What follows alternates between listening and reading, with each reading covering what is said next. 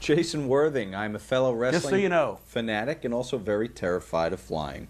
It is well documented that you also dislike flying and sat next to Hawk so he could knock you out if the occasion was needed. Would you please share an airplane story that you recall as a very frightening experience? Well, and that is true, especially on because Jim Crockett had the plane, right? And actually, I was always on the Jabroni jet, which was the Gulfstream. It was like a G-20 or what. It was a commuter plane that they had converted to where it had 14 captain's chairs and had a stereo and a TV. We could watch fucking videos, all that stuff.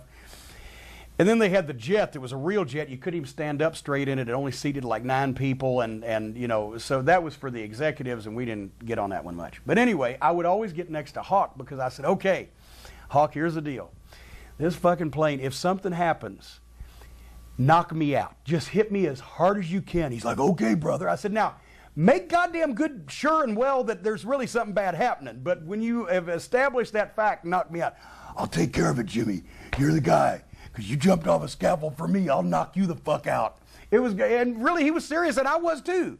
Because fuck it, if that plane was going down, it wasn't going to be any of this fucking Captain Sullenberger water landing business. That thing would have broken to 15 million pieces if you'd have bumped into it with the luggage cart. So, as far as scary plane, Yeah. fuck, I mean, I've been scared on a plane a lot when people weren't scared, but the worst turbulence I was ever in, we were a Southwest Airlines coming back from El Paso to Dallas. And this was turbulence to where the stewardesses were upset. And there's, I won't mention anybody's names, but there's a couple of the boys in the back that just said, fuck it, I got a couple drinks and lit up a joint on a Southwest flight with the girls were, that they didn't even know they'd met on the plane, were hanging on to them.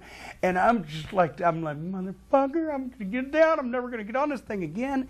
The wings were shaking like that, you could hear the shit creaking. It was just horrible turbulence for about 30 minutes, and then we landed in Dallas. I said, fuck that, and I drove everywhere for like 2 weeks after that. But El Paso was 700 miles from Dallas. That was, see, we had, now I can make the 700-mile drives because I only work 2 days a month whenever the moon is blue and I give a fuck to feel like it. But then we had to be somewhere every day, so it was a little tougher.